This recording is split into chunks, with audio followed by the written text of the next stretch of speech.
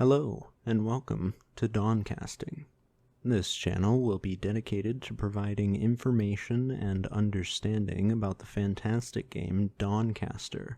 If you're new to the game or interested in trying it, then this video is the place to start. It seeks to provide an overview of the core aspects of Dawncaster, and to that effect, we'll start by taking a look at the official trailer. Enjoy.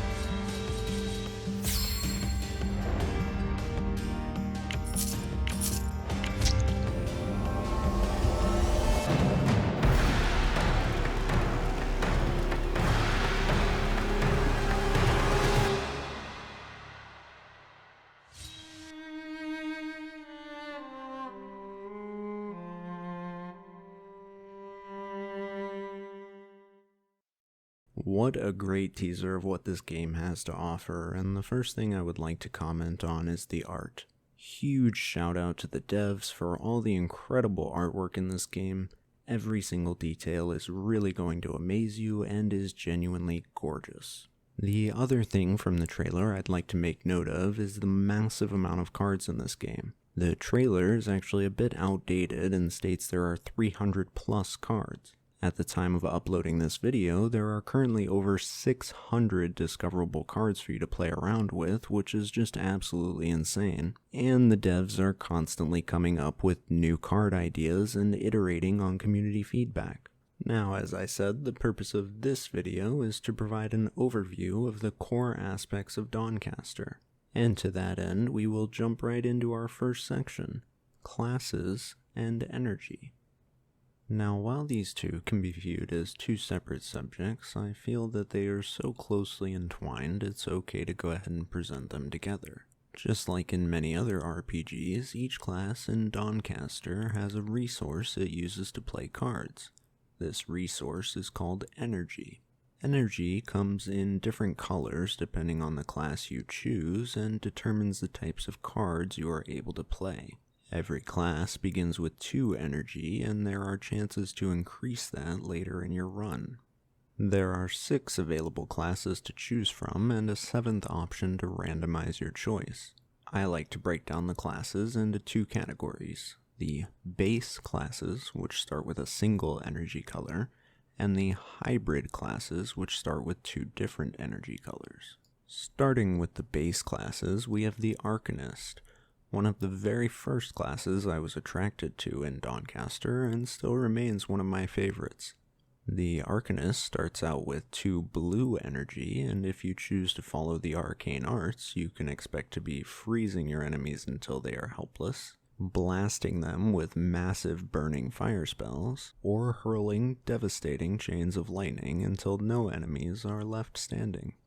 Next on the list of base classes, we have my current personal favorite, the Rogue. If you choose to embrace your inner scoundrel with this class, you will start your game with 2 green energy, and you will have the opportunity to surprise your foes and inflict massive damage, channel your inner bard to boost yourself or hinder your foe, or even fill your enemy's deck with dangerous snares and tricks. All in all, most of your enemies will be dead before they know what's happening. The third and final of the base classes is the Warrior, and if smashing things is your game, then boy have I got the class for you. If you do indeed lift, then you will start your game with 2 red energy and laugh in your foes' faces as you smash them with armor-rending blows, deflect their attacks with impenetrable defenses, and take warfare to the next level with highly dangerous explosives. The enemies in this game generally can't flee, but they'll wish they could when they see you charging toward the battlefield. Moving on to the hybrid classes, we start with the Hunter.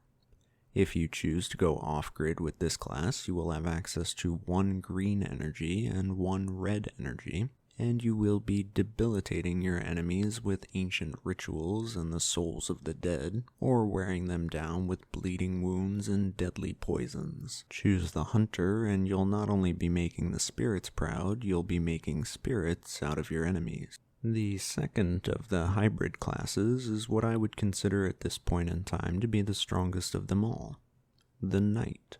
If you choose to embody all that is good in the world, then you will be starting off with 1 blue energy and 1 red energy, and can enjoy playing as a bastion of light, smiting your foes with searing radiance. However, there is also the temptation to give in to corruption, and if you do succumb to the evil within, you can expect to be overwhelming your foes until the darkness slowly consumes them, and you. The final hybrid class, and indeed the final class left to discuss, is the Seeker. These pursuers of wisdom and enlightenment begin each game with 1 green energy and 1 blue energy. And if you too would like to seek a greater purpose, then you will be unlocking the secrets of nature to shapeshift into powerful beasts, or focusing your attacks to unleash terrifying barrages of damage. While you would like to guide all your enemies to enlightenment, some enemies are too far gone to save.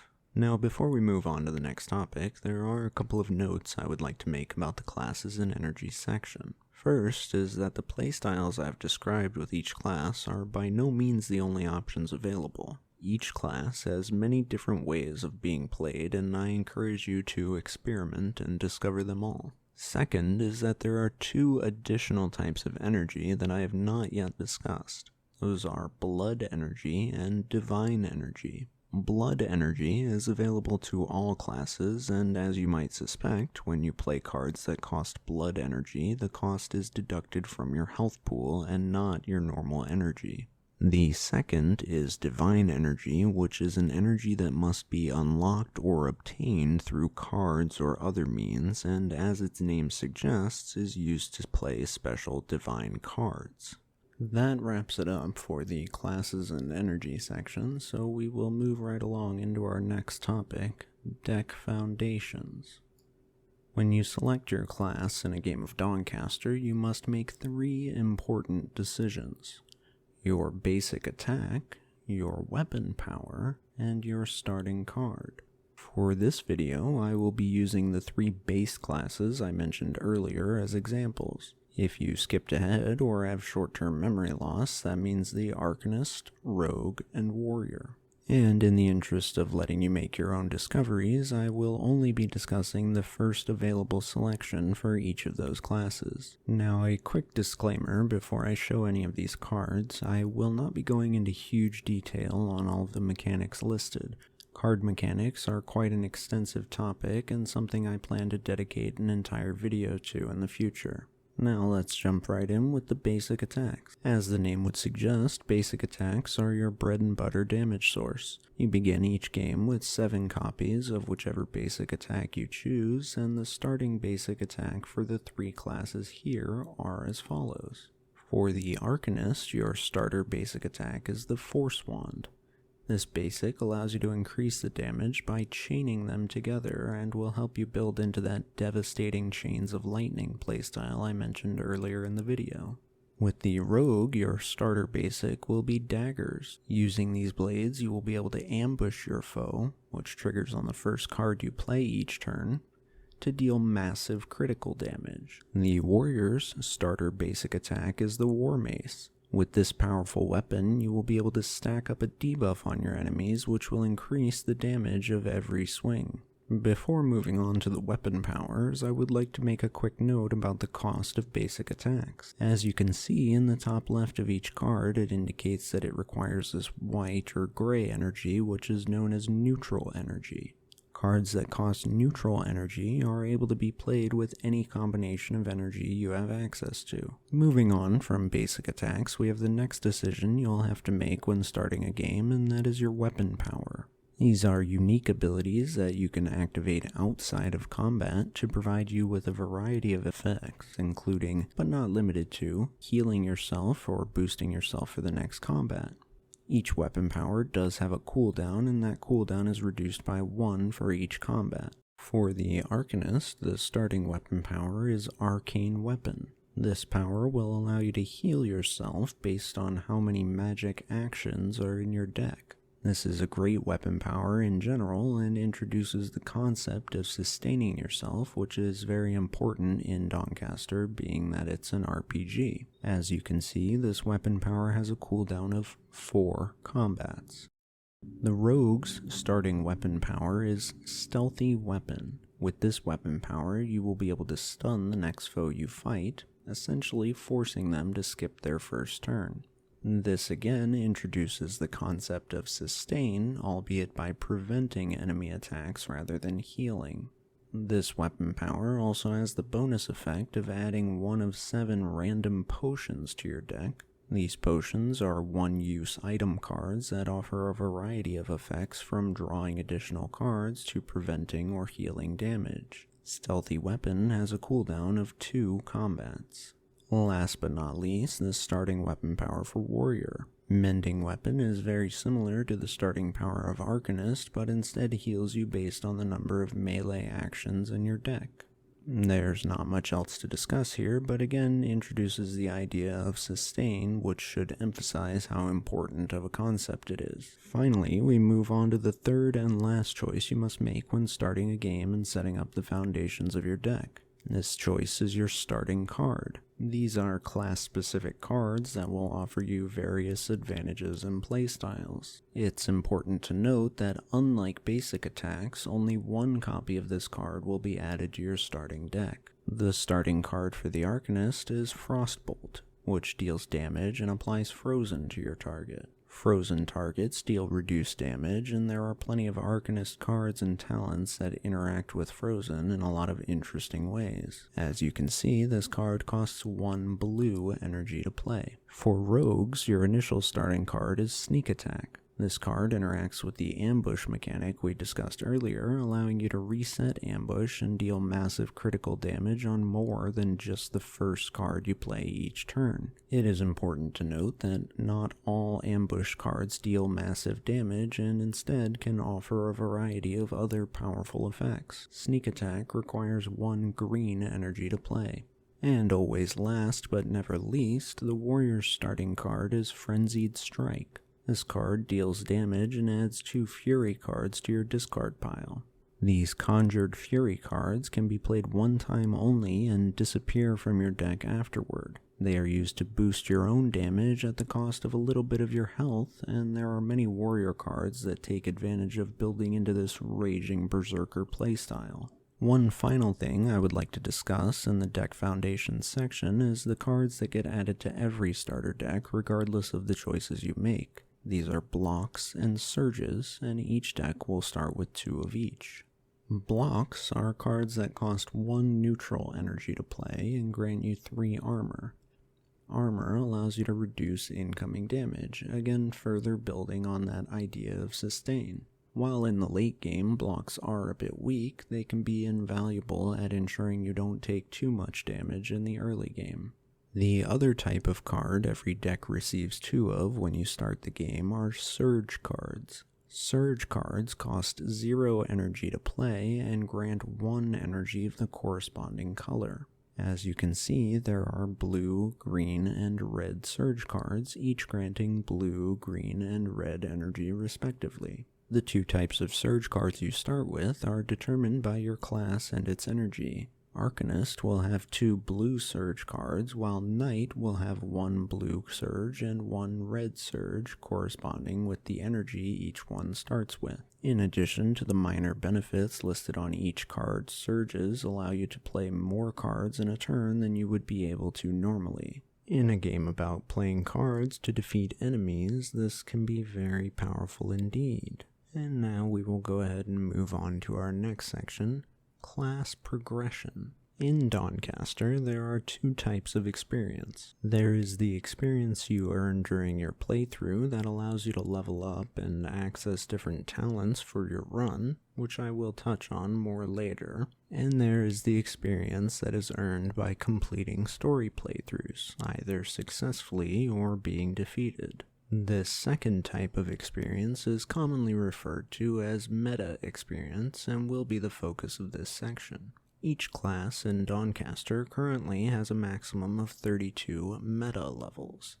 These levels are progressed by earning meta experience by completing runs of the game, as I mentioned before. Each class has its own experience bar and progression rewards, including new basic attacks, new cards, new weapon powers, new character portraits, and various bonuses to increase your chances of success when playing. On screen, you will see the first few meta progression rewards for each class, however, I'm not going to go into detail about them. If you are curious, you are welcome to pause the video and take a closer look. However, keep in mind the descriptions in this particular screen are very vague and you will need to unlock the reward yourself to see what it really offers. This covers the essentials of the class progression in Dawncaster and takes us to our next and final topic, actually playing the game. This final section will offer a look at how you actually progress through playing a game of Dawncaster.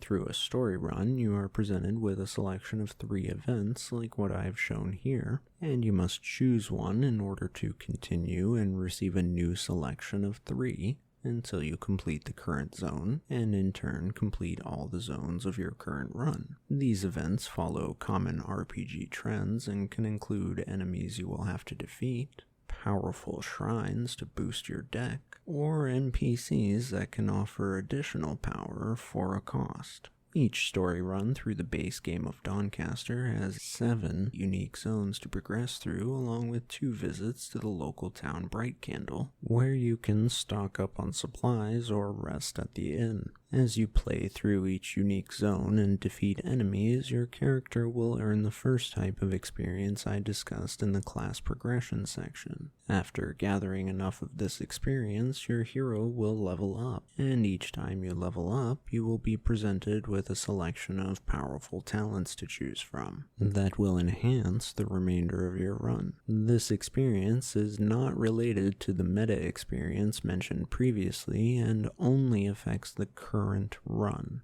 In addition to the base game of Dawncaster, there are 2 expansions. One amazing feature of this game is that regardless of owning the expansions, you have access to all of the new cards they offer just by owning the base game. If you do decide to purchase the expansions, you will not be disappointed and instead be rewarded with several new zones to explore. These zones include new enemies and new opportunities for you to experience, along with the incredible artwork for those locations. I feel like these are the essential concepts to understand when playing through a run of Dawncaster, and with that we will move on to the conclusion of the video and my final thoughts.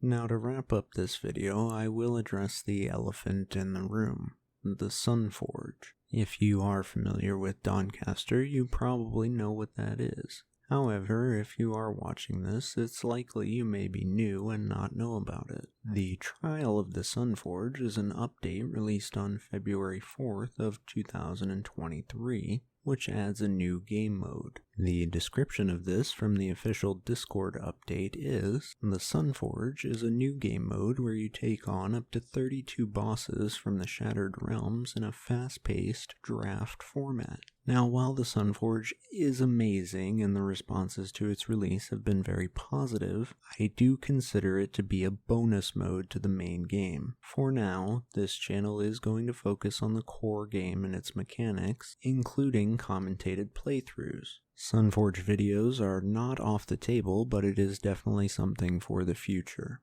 The other thing I would like to mention here is the upcoming content I have planned for this channel. The next 3 videos will be a breakdown of all the debuffs in the game, known as afflictions, including video demonstrations, a breakdown of all the buffs in the game, known as blessings, again with video demonstrations, and then a 3rd breakdown video of mechanics and keywords, once again with video demonstrations. Following that, I will begin uploading commentated playthroughs of any runs that I thought were interesting or of popular builds that I've seen people asking about. If you are interested in trying Dawncaster, I highly recommend you do. It is an amazing game that has filled hours and hours of my free time with fun. The game also has a wonderful Discord community where you can get help and even offer suggestions or new card ideas to the devs. You can find the link to that Discord in the description, as well as links to Dawncaster on Apple and Google Play. Thank you so much for joining me today. I hope you found the video useful or informative in some way. Please leave a comment, click like and subscribe, and do all the other things the power-hungry YouTube algorithm wants from you, and I'll see you next time, Wanderers.